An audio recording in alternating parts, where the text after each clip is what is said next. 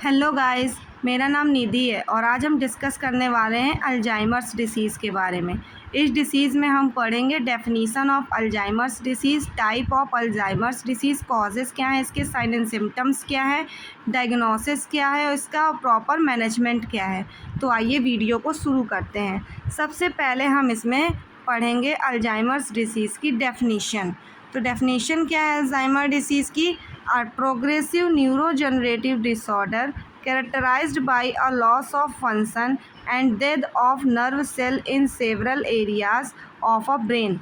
यानी कि Alzheimer disease एक तरीके की न्यूरो डिजनरेटिव डिसऑर्डर है, यानी कि एक तरीके की ब्रेन डिसऑर्डर है जिसमें धीरे धीरे मेमोरी यानी थिंकिंग एबिलिटी और बिहेवियर पर असर पड़ता है। ये एक प्रोग्रेसिव डिसीज़ है, मतलब टाइम के साथ साथ बढ़ने वाली।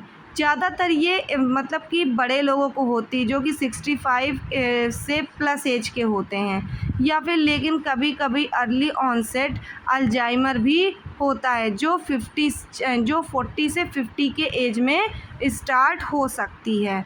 ठीक है, इसके आगे हम पढ़ेंगे टाइप्स ऑफ अल्जाइमर्स डिसीज़, जिसमें से हम सबसे पहले टाइप्स पढ़ेंगे बेस्ड ऑन एज ऑनसेट। यानी इसमें से पहला है अर्ली ऑनसेट अल्जाइमर डिसीज़, जो कि आपको 65 की एज से पहले, यानी यूजुअली 40 से 60 ईयर्स पे कॉज करता है। ये मतलब टोटल अल्जाइमर्स के केसेस अगर देखे जाए, जिसमें से इसका अमाउंट 5 से 10% अमाउंट या केसेस इसके पाए जाते हैं। इसका कारण क्या है? जेनेटिक म्यूटेशन, जिसकी वजह से इसका प्रोग्रेस मतलब फास्टर होता है, लेकिन समय के साथ साथ इसका लेट ऑनसेट टाइप बन जाता है। क्लियर है? इसका मतलब सेकंड टाइप है हमारा लेट ऑनसेट अल्जाइमर। ये एक तरीके का मोस्ट कॉमन फॉर्म है अल्जाइमर्स डिसीज़ का, जो कि 65 प्लस एज में कॉज करता है। Causes is not fully understood, यानी इसका कॉजेज़ जो है वो प्रॉपर तरीके से फुली अंडरस्टूड नहीं है, बट इसको एज और जेनेटिक रिस्क फैक्टर मतलब कि इसमें जेनेटिक फैक्टर्स को हम इसको कॉजेज़ मानते हैं। ये इसका प्रोग्रेशन यूजुअली धीरे धीरे होता है और लंबे समय तक रहता है, यानी धीरे धीरे शुरू होता है। सेकंड, हम इसमें based on causes and inheritance के बेस पे पढ़ेंगे। इसमें पहला है आपका स्पोरियाडिक अल्जाइमर्स डिसीज़। तो मोस्टली स्पोरियाडिक्स का मतलब क्या होता है? जैसे कभी कभी या बिना रेगुलर पैटर्न के होने वाला स्पोरियाडिक का मतलब होता है।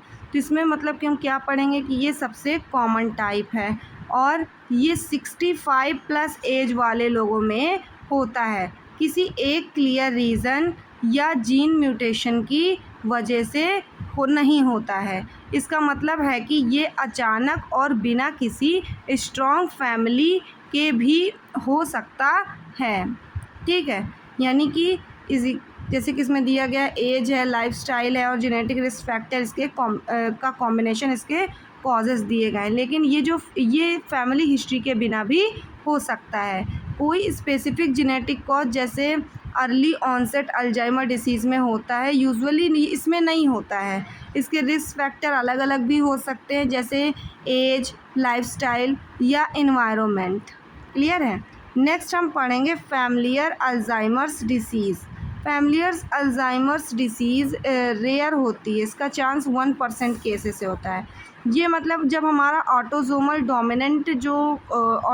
डोमिनेंट पैटर्न है, ये हमारा इनहेरिटेड हो जाता है, तब हमें ये डिसीज़ कॉज करती है।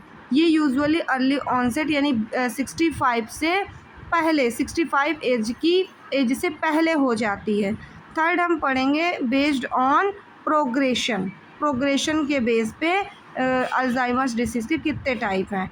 जिसमें से हमारा पहला टाइप है माइल्ड या अर्ली स्टेज, जिसमें मेमोरी लैप्सेस या डिफ़िकल्टी फाइंडिंग वर्ड्स, सिंपल या स्मॉल पर्सनालिटी चेंजेस, जिसमें हमें मेमोरी लैप्सेस यानी धीरे धीरे मेमोरी हमारी लॉस होने लगती है, हमें वर्ड्स को फाइंड करने में डिफ़िकल्टी होती है, हमारी पर्सनालिटी में छोटे छोटे से चेंजेस आ जाते हैं। जब ये डिसऑर्डर हमारा मॉडरेट स्टेज में होता है तो हमें वर्जिंग मेमोरी कॉज करती है, कन्फ्यूजन्स होते हैं, डिफ़िकल्टी इन डेली टास्क, यानी हमें डेली के जो टास्क होते हैं उनको कंप्लीट करने में हमें डिफ़िकल्टी महसूस होती है और हमें बिहेवियरल चेंजेस भी होते हैं। अगर इसे सेवरल और लेट स्टेज में देखा जाए तो हमें मतलब कि लोगों से बात करने में या कम्युनिकेट करने में प्रॉब्लम होती है, जिसमें से रिकॉग्नाइज ऑन वर्ड्स यानी लव्ड वंस, या फिर हम जो मतलब कि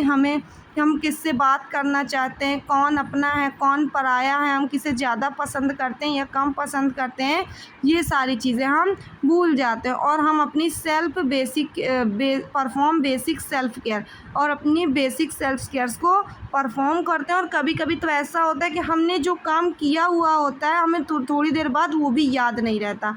ऐसी कंडीशंस भी हमें अल्जाइमर्स डिसीज़ में कॉज होती है, यानी हमारी जो टेम्परेरी मेमोरी है वो भी हमारी धीरे धीरे टाइम के साथ साथ धीरे धीरे लॉस होने लगती है और हमें पिछला कुछ भी याद नहीं रहता है। नेक्स्ट हम पढ़ेंगे कॉजेज़ ऑफ अल्जाइमर्स डिसीज़, हमें किन किन कारणों के वजह से अल्जाइमर्स डिसीज़ कॉज करती है, जिसमें से हमें 65 एज फैक्टर है, जिसमें से हमें 65 प्लस एज के बाद कॉज करती है या फिर 65 एज से पहले भी कभी कभी कॉज कर। इसका जेनेटिक रीजंस भी होते हैं, जिसमें हमारा ऑटोसोमल डोमिनेंट जो फैक्टर होता है वो हमारा मतलब कि इनहेरिटेड हो जाता है, या फिर डायबिटीज़ मेलाइटस, स्मोकिंग भी इसका फैक्टर्स हो सकता है या कॉजिंग फैक्टर्स, या फिर किसी के सर में चोट लगी हो, हेड इंजरी, या फिर पेशेंट डिप्रेशन में रहता हो, या फिर उसको किसी प्रकार की कार्डियोवैस्कुलर डिसऑर्डर हो, या उसका बीपी हाई रहता हो, या फिर उसका हाई कोलेस्ट्रॉल का लेवल उसका हाई हो, या फिर वो मोटापा से ग्रसित हो यानी ओबेसिटी। क्लियर है। नेक्स्ट हम इसके सिम्टम्स को पढ़ेंगे, किन किन सिम्टम्स मतलब जब कोई पेशेंट को अल्जाइमर्स डिसीज़ कॉज करती है तो उसके अंदर कौन कौन से सिम्टम्स एराइज होते हैं, जिसमें से पहला सिम्टम सबसे मेन होता है या कॉमन होता है memory loss. Next confusion with time और जगह को लेके पेशेंट को हमेशा कन्फ्यूजन रहता है, उसका जजमेंट करने का जो प्रोसेस होता है वो धीमे हो जाता है। ये भी मिसप्लेसिंग थिंग्स यानी चीज़ों को कहाँ रखा जाता है या कौन सी चीज़ कहाँ की है, उसको ये सारी चीज़ें मतलब करने में उसको प्रॉब्लम्स होती हैं, उसके मूड चेंजेस होते हैं और कन्वोकेशन में इसको प्रॉब्लम्स क्रिएट होती हैं, उसको मतलब कि फैमिलियर टास्क को कंप्लीट करने में प्रॉब्लम होती है, फिर डेली रूटीन्स के जो टास्क होते हैं वो भी उसको कंप्लीट करने में प्रॉब्लम्स क्रिएट होती हैं, उसको टॉबलर्स प्लानिंग में प्रॉब्लम क्रिएट होती है, विज़न प्रॉब्लम्स भी होती है, यानी उसको ब्लड विज़न शो होता है, यानी इरिटेबिलिटी कॉज करती है, या फिर सोशल विड्रॉल, ठीक है, और या तो फिर वर्डरिंग कॉज करती है, मतलब कि सिम्टम्स हैं ये सारे। ठीक है। नेक्स्ट हम पढ़ेंगे अल्जाइमर्स डिसीज़ को हम कैसे डायग्नोस कर सकते हैं। तो इसके अंदर हम सबसे पहले पेशेंट की कंप्लीट और एक्यूरेट मेडिकल हिस्ट्री लेंगे, यानी उसको क्या किसी प्रकार की चोट तो नहीं लगी, वो डिप्रेशन में था या क्या था, मतलब उसकी पास्ट मेडिकल हिस्ट्री और present medical history, past surgical history और प्रेजेंट सर्जिकल हिस्ट्री हम उसकी कलेक्ट करेंगे। हम उसका टेस्ट करेंगे मेंटल स्टेटस का, जिसके अंदर हम उसका फुली मेंटल स्टेटस या मिनी मेंटल स्टेटस एग्जामिनेशन करेंगे। हम उसका फिज़िकल एग्जामिनेशन भी करेंगे, फुल उसका न्यूरोलॉजिकल एग्जामिनेशन, ब्लड टेस्ट कराएंगे और उसके ब्रेन की इमेजेस लेंगे, जिसमें से हम उसका MRI और CT स्कैन भी करवा सकते हैं।